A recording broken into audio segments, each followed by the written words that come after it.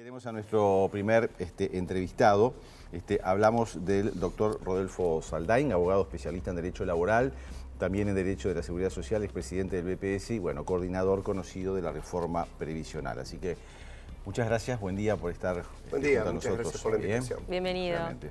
Bueno, finalmente se llegó a las firmas para este plebiscito y se abre todo un camino de incertidumbres, de a veces posiciones políticas no muy claras, sobre todo desde la oposición, y se abre un frente en el cual todos estamos ahí como expectantes de lo que pueda ocurrir, y uno tiene la sensación que a veces cuando se habla de esta reforma o de lo que se va a plebiscitar, como que el caballito de batalla es me tengo que jubilar más viejo y voy a ganar menos, porque ese es el eslogan sin mucho contexto referido a bibliografías o a datos precisos, y es lo que la gente me parece que es lo que más le preocupa o lo que más se vende, capaz que por ahí, ¿no?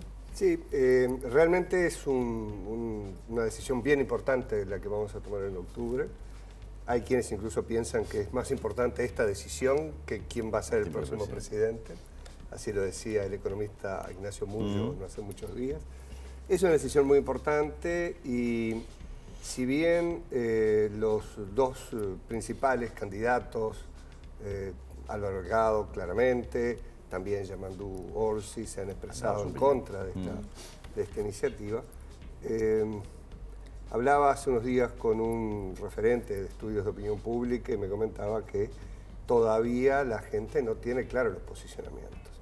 Y en particular, en el caso del Frente Amplio, bueno, hoy las noticias decían que van a estar tomando decisiones. Se empezó de vuelta, ¿no? Ahí está la discusión. Es muy importante que haya un pronunciamiento claro, porque de lo contrario podemos tener una experiencia similar a la que de alguna manera ocurrió en el Reino Unido con el Brexit.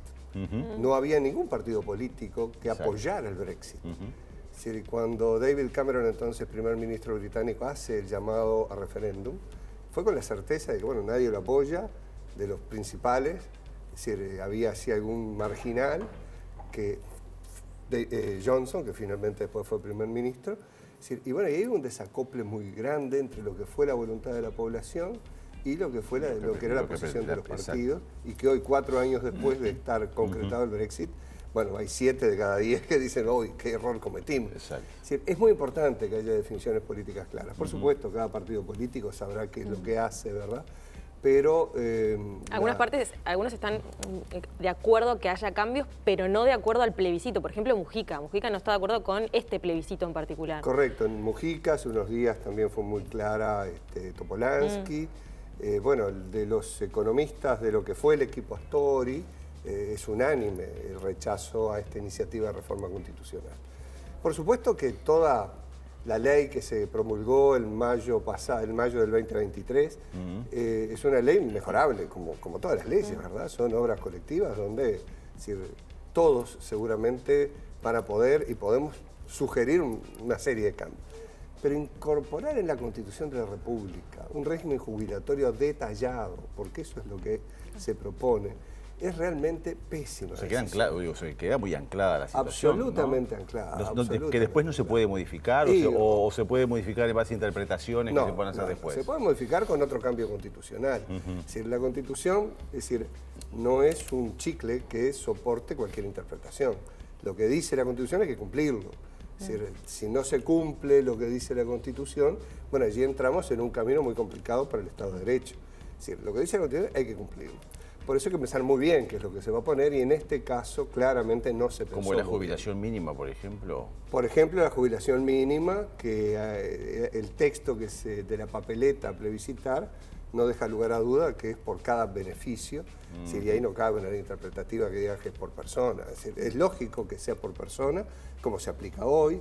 Es decir, es lógico además que sea considerando incluso otros ingresos de la persona. Porque, por ejemplo, un profesor universitario de muy pocas horas puede tener una jubilación muy pequeña, pero seguramente es un profesor universitario o es un jerarca de alguna entidad de otro tipo. Hay que considerar la globalidad de los ingresos. Por Yo eso le quería proponer sí. justamente ir a la base, ¿no? Usted trajo su libro, presenta, que es un análisis crítico al plebiscito constitucional de la Seguridad Social, e ir a esos puntos que usted cree que son fundamentales, que hay que criticar o analizar de lo que se plantea en el plebiscito. Bien, primer punto. Esta materia no es una materia para incluir en detalle un régimen jubilatorio en la Constitución. Es decir, la Constitución tiene que tener grandes principios, grandes líneas orientadoras. El texto de la papeleta a plebiscitar va a detalle y establece un régimen a futuro, de una manera muy sutil cuando refiere al título 6 de la ley 16.713. Pero establece un régimen a futuro. Después, es muy importante que Uruguay mantenga y mejore su régimen mixto. Cuando decimos régimen mixto es una parte que se financia con transferencias de jóvenes a viejos, de personas que están en edad de trabajar, hacia quienes ya estamos por encima de 65 años, ese es por ejemplo mi caso, es decir, y otra parte que se autofinancie con que el ahorro, con parte del ahorro del aporte hecho por cada persona. Individual. El ahorro individual. Y ahí es muy importante, por ejemplo, tener presente la definición muy fuerte que hizo el contador Danilo Astori sobre ese tema. Astori en el año 2018, entrevistado por el semanario Crónicas Económicas, es decir, eliminar el régimen mixto sería una muy mala decisión, precisamente lo que está proponiendo ahora PIT-CNT, Partido Comunista, Partido Socialista. Las AFAP son quienes administran el ahorro. Ahora, el régimen mixto es más que eso, porque puede haber otras formas para administrar el ahorro.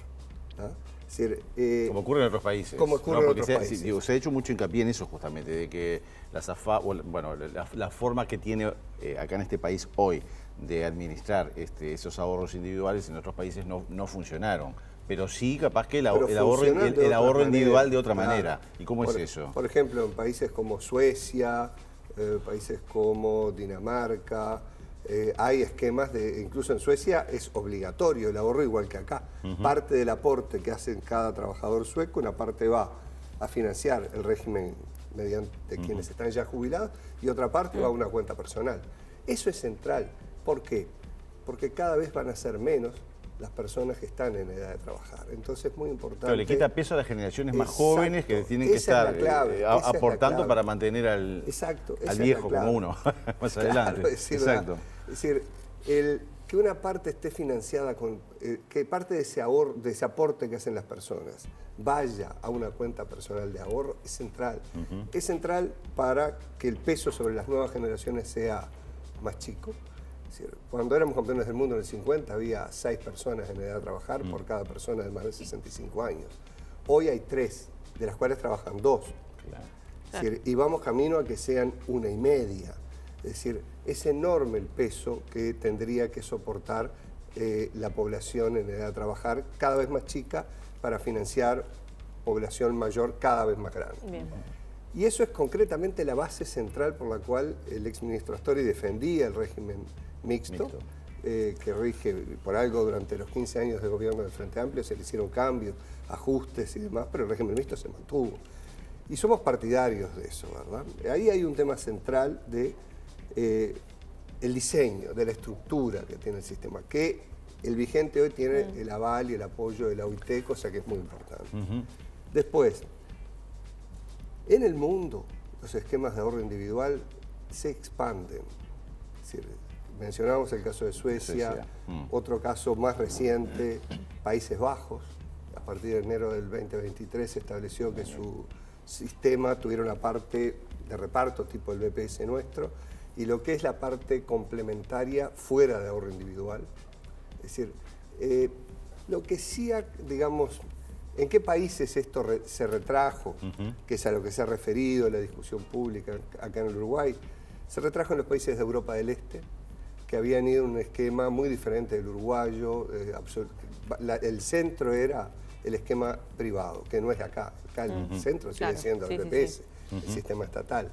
Y el otro caso importante fue el caso argentino, en el año 2008, donde... Bueno, pero ahí lo que se precisaban era guita. Hicieron caja, decidieron hacer caja.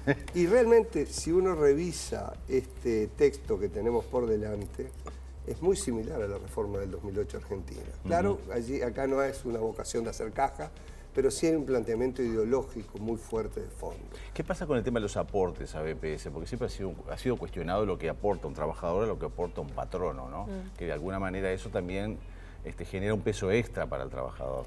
Bueno, es opinable que genera un peso extra. El tema es así.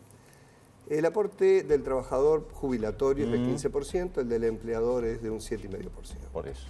Es así desde la reforma tributaria del año 2008. Antes era un 12%. Allí en la reforma tributaria del 2008 eso se redujo y se ha mantenido en esa situación. Eso implica que el trabajador pague más. Eso no implica que el trabajador pague más, implica que sí hay mayor asistencia financiera gubernamental. ¿Qué es lo que está detrás de no cargar más el salario con tributación? Es las dificultades de empleo que existen a nivel general, y en la medida en que haya más carga sobre el empleo, bueno, los empleadores retraen más la posibilidad de contratar personas. La oferta. Es decir, entonces, una decisión política que ha habido en estos sucesivos gobiernos, ¿verdad? Estamos hablando se estableció así en el 2008, es decir, pasaron 2 gobiernos del frente, pasó este gobierno, 3 gobiernos del frente, esta administración, y eso se ha mantenido.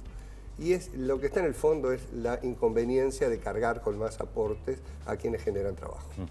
Bueno, el bastión de la reforma ha sido la sostenibilidad, ¿no? Del sistema. ¿Cómo se ve afectado en este sentido en caso de reformarse, de plebiscitarse? Empezamos esta discusión con ese tema, la discusión cuando empezamos esta discusión, digo en el 2020, cuando se inició el proceso, ese era el desafío central. Y para decirlo de una manera gráfica, es decir, con la reforma aprobada en el año 2003, lo que era el de financiamiento previsible en el mediano y largo plazo se reducía a la mitad y quedaba estable.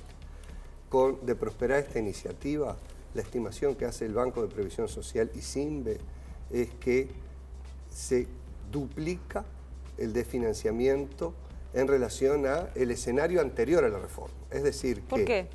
Y por el mayor costo que implica. Si bien hay mayores ingresos para el BPS por la confiscación del ahorro y demás, es decir, que equivalen a 1,7 aproximadamente del Producto Interno Bruto, los mayores gastos que se ponen en el sistema son de aproximadamente 7 puntos del Producto Interno Bruto. Es decir, que es mucho más el gasto que los ingresos que se van a recibir. Pues esto no hay que mirarlo en el momento. Además, otra cosa, es decir, no hay un número atrás de la reforma. No se planteó, de la reforma constitucional, no se planteó una sola estimación. No hay nada escrito tampoco, ¿no? No hay nada escrito. Es la peor forma, es el ejemplo del libro de lo que no debe hacerse. Es decir, y ahora dicen que se va a presentar unos números, pero hay que hacerlo al revés.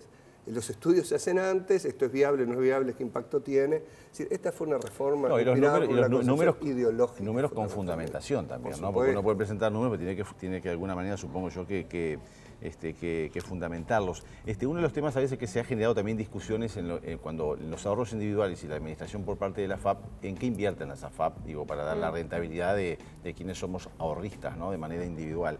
Si este dinero se vuelca al BPS, digo, ¿queda claro en qué se utilizaría ese dinero? Más allá de una supuesta garantía de sustento, que es la que ellos afirman, o en qué invertir, o sea, ¿cómo yo pierdo mis ahorros individuales? De alguna manera van a una bolsa común, que no queda claro en qué se invertiría o para qué se utilizaría, más allá de aumentar las arcas del BPS. No queda nada claro con el texto, porque lo que se prevé es que el fideicomiso que se crearía administra las actuales inversiones hasta su vencimiento. Y después pasan a los fondos del BPS. No se dice qué va a pasar después. Y hay que tener presente que aproximadamente entre un 20 y un 25% de los fondos de los que han ahorrado los uruguayos están invertidos en el sector real de la economía. Están invertidos en obra pública. Por ejemplo, la última gran inversión que se financia con el ahorro es el fideicomiso que emitió la Intendencia de Montevideo de renovación de la flota del transporte colectivo, que va a pasar a eléctrico. Y eso se financia con el ahorro. Es decir, obviamente con garantía de la Intendencia va a estar pagando. Es decir, pero incide colateralmente, porque no es el objetivo central del ahorro jubilatorio, en dinamizar la economía del país y en mejorar múltiples aspectos, como podría ser el transporte urbano, por ejemplo, de Montevideo. ¿Qué pasaría, por ejemplo, con cajas como la bancaria? Me interesa muy personalmente, a poco de retirarme, con la caja de profesionales. ¿También se verían afectadas de alguna manera y de qué manera? En caja notarial es una reforma del año 2019. Una reforma que todavía no ha logrado el objetivo de estabilizar sus números, pero bueno, la hizo. Esa reforma, en uno de sus componentes centrales, queda derogada, que era una elevación a los 65 años de la edad jubilatoria más rápida que el régimen general. Caja Bancaria hizo una reforma en el 2023, que fue iniciativa de su directorio ante una situación de inminente insolvencia que tenía por delante. También queda derogada en el aspecto vinculado con las causales jubilatorias. Es decir, que en estas dos cajas, que de alguna manera se las había, bueno, más o menos ahí estabilizado, vuelven, no digo a foja cero, pero casi. Peor para el profesional, entonces. Y para la caja de profesionales se le quita una herramienta central que estaba propuesta por el directorio, que estaba en el proyecto de ley que el Parlamento no votó el año pasado. Por lo tanto, vuelven a estar las tres cajas paraestatales en necesidad de reanalizar su situación financiera y de buscar soluciones alternativas. Daño colateral. No creo que eso haya estado en la cabeza de quienes propusieron esto, pero tomaron una decisión en 5 horas de discusión, en la mesa representativa, y donde los técnicos que tiene el PIT-CNT, que están en el Cuesta Duarte, no han emitido opinión porque están en contra de esto. Bueno, a eso le quería consultar. ¿No se les ha propuesto debatir, por ejemplo, hacer un intercambio de ideas público? Bien. Hubiese sido ideal hacerlo antes. Pero bueno, no ha ocurrido. No, pero se está a tiempo, ¿no? Porque bueno, todavía la gente, sí, claro. Hay mucha gente que se está informando ahora. Pero usted ha dicho que no hay ningún número para discutir. Capaz que cuando presenten los números es el momento del debate, yo he tenido y he aceptado posibilidades de debate. Las he tenido de colegas de ustedes, de colegas de Canal 12, de Desayunos Informales, que en la misma hora que ustedes. También para otro proyecto, otro colega de ustedes hizo una propuesta que tampoco fue aceptada. En los dos casos donde hubo rechazo fueron de Marcelo Abdala y de Óscar Andrade. No quisieron presentarse. Es que lo que pasa es que esto es insostenible.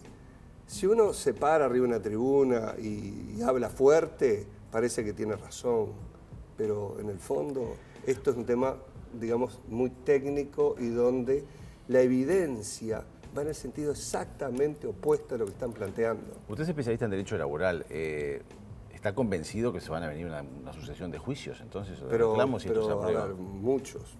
Imagínese. O sea, que sumaría más pérdidas al sector todavía. A ver, ley de cincuentones, se asesoraron 84.000 personas, hubo 47.000 que decidieron quedarse afiliados a la FAP, porque trabajando 1 o 2 años más se equiparaban o porque lo que tenían que reintegrar de dinero les pareció que no era razonable. A esos 47.000 que dijeron no quiero cambiarme, ahora se los cambia igual. Ya no por imperio de una ley, sino contrariando su expresa voluntad por efecto de esta iniciativa. Claro. Allí me parece que esas 47.000 personas, muchos de los cuales ya están jubilados, los impacta igual. Y esto fue pensado, porque hay un artículo en la papeleta que dice que una ley dirá cómo hacen ese pago, que va a ser un régimen, debería serlo, porque si no probablemente fuera inconstitucional, similar al de la propia ley de cincuentones.